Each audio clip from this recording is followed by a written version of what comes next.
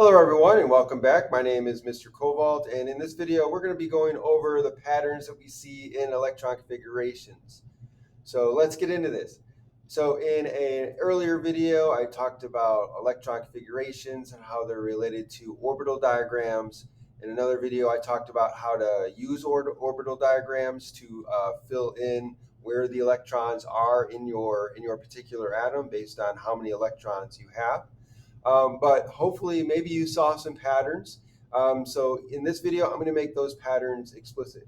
So here, there are 4 quantum numbers. Now, I'm not going to get into the details of what these quantum numbers are in detail, but just know that there are 4 quantum numbers. Each quantum number relates to a different characteristic or description of the orbital or the electron in the orbital. So I'll just write them down, but I'm not going to go into detail. So you have your N, which is going to be related to energy level.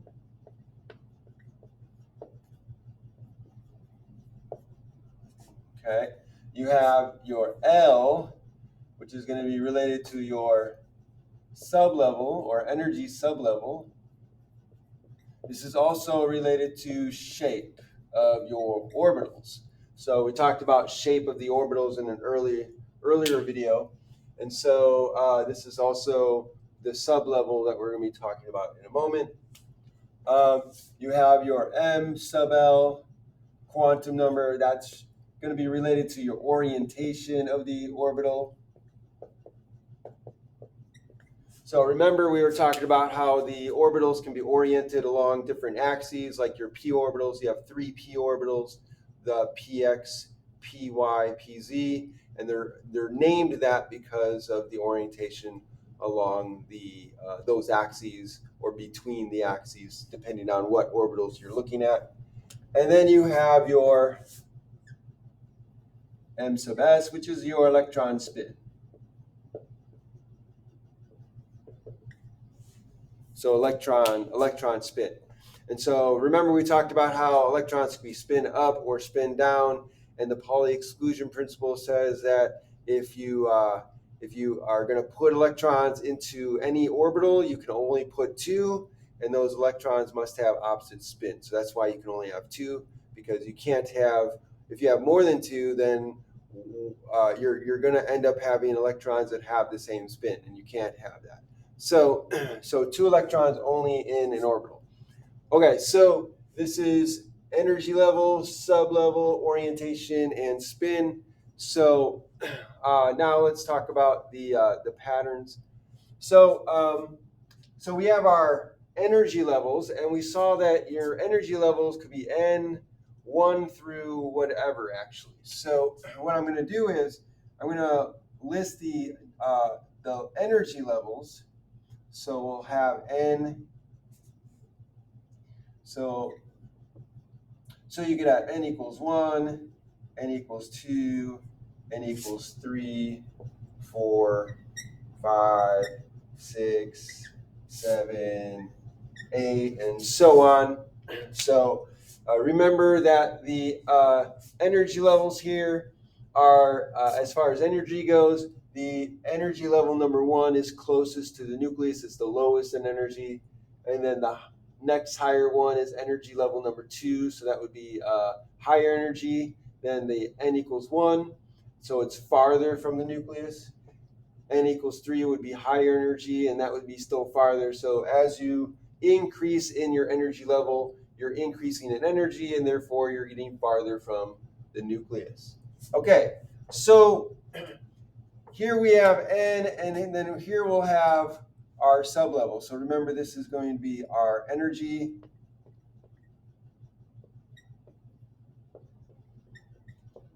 level.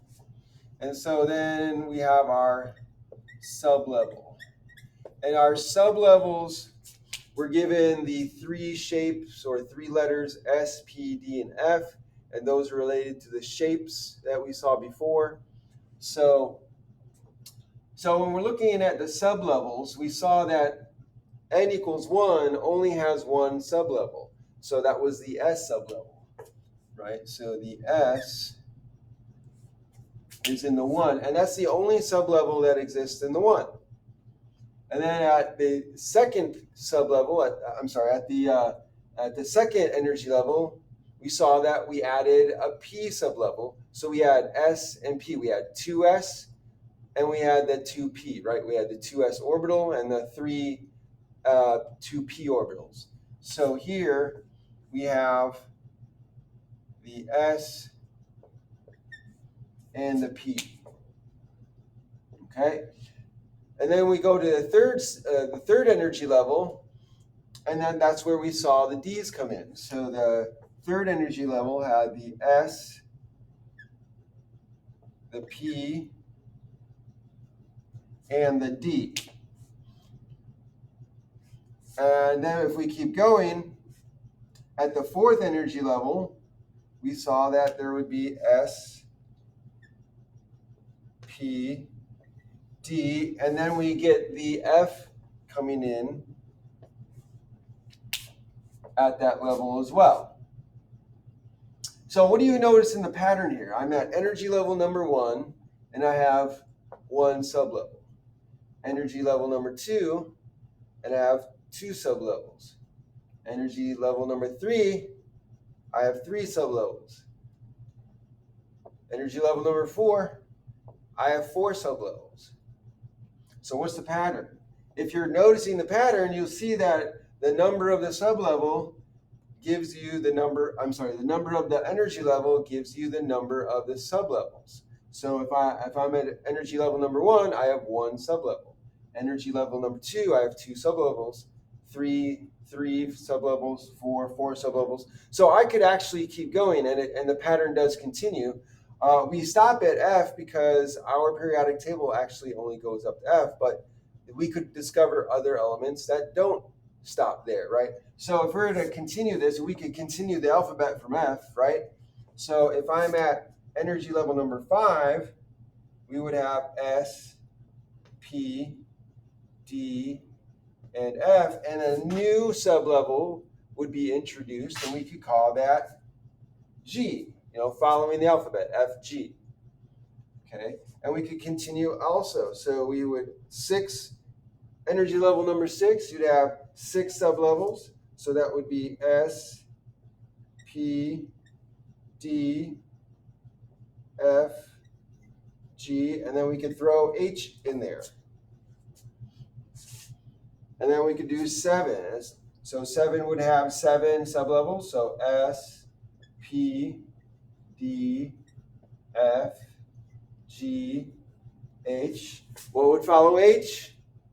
I.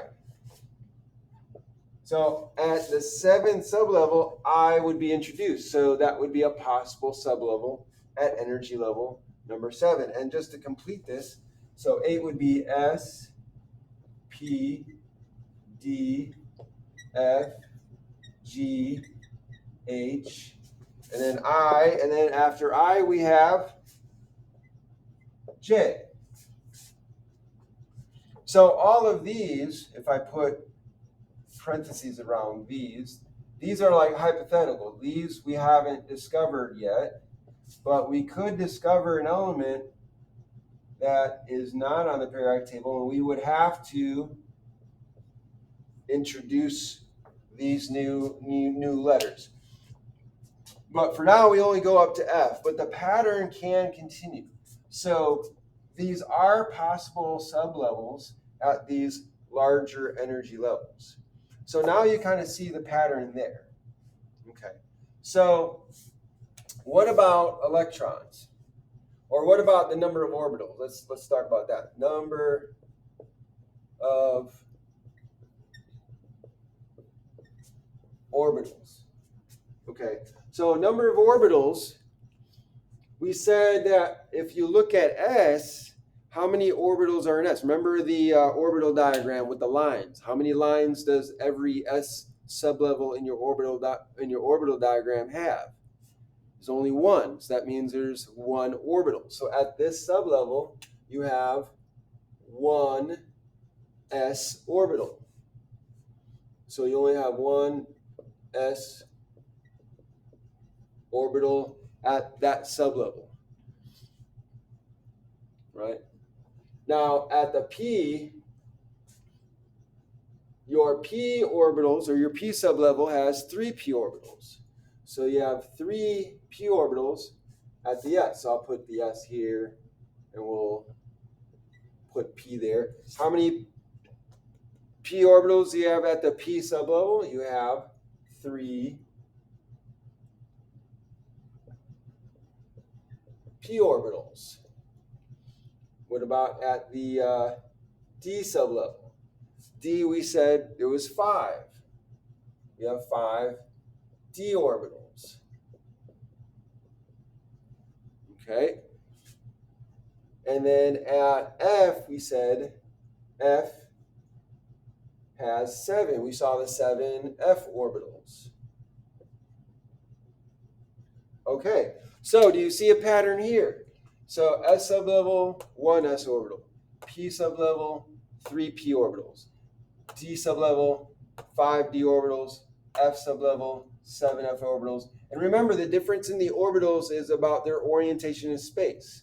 They have different kinds of shapes, but they're also oriented differently in space. So notice how each one is increasing. So these are increasing in energy as well. So the S or sublevel is lower in energy than the P. The P is lower in energy than the D, and the D is lower than the F. That's why they fill in that order. So you notice the pattern here: 1, 3, 5, 7. How is it increasing? They're all odd numbers increasing by 2, starting with 1. So we have our hypothetical sublevels here, G. So after G, right, we have our hypothetical G there. So if we're following the pattern, what would be the number of sublevel or number of orbitals at the G sublevel?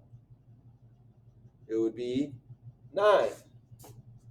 9 G orbitals or orbitals. And what about H? If we're going to continue, H, hypothetical H, 5, 7, 9, 11. So we'd have 11 H orbitals. And what about I? If we continue I, this would be 13 and so on.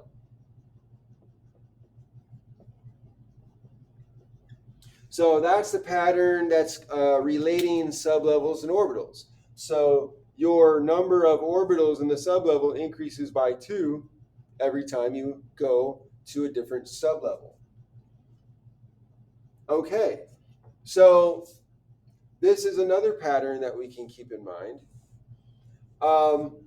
So what about the maximum number of electrons? So if we're looking at sublevels, right? Let me make sure I have space. So the total number of orbitals, total number of orbitals.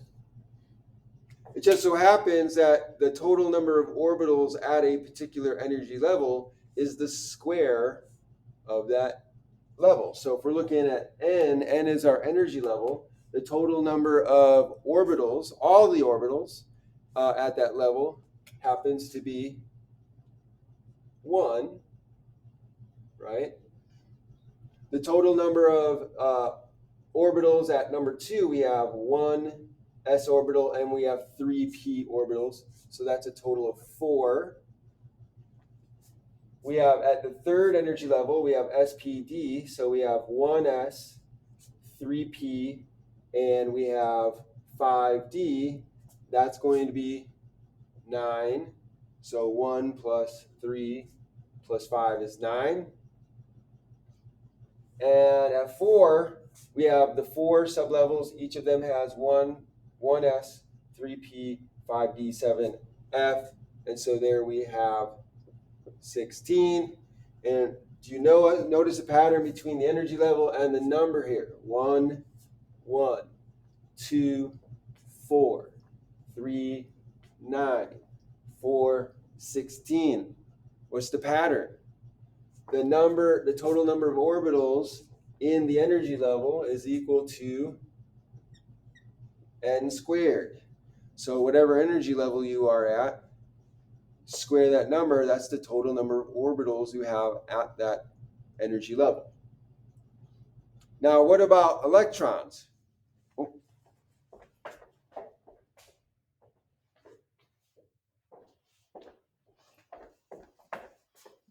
All right, sorry about that. It looks like the power went off, so we'll just keep going. So just really quick, how do I figure out the maximum number of electrons in an energy level? Well, since I know that there are a maximum of 2 electrons in each orbital, right? So you can only have 2 electrons in each orbital, and I have the number of orbitals here. Then I take that number of orbitals and I multiply by 2. So the total number of orbitals in your energy level is n squared. So if you multiply that by 2, you get 2n squared. So total number of electrons is 2n squared. So I'll write that total number of electrons 2n squared. So I hope this was interesting and helpful. This is just interesting patterns that I think you will be helpful in keeping in mind, like what's going on in the electron configuration, and maybe this will help you remember what's up. Okay, so thank you for joining me, and have a great day. Oh, and don't forget, smash that like button, okay? Subscribe to my channel, hit that notification bell, and put a comment in the comment section. Okay, thanks for joining me. Have a great day.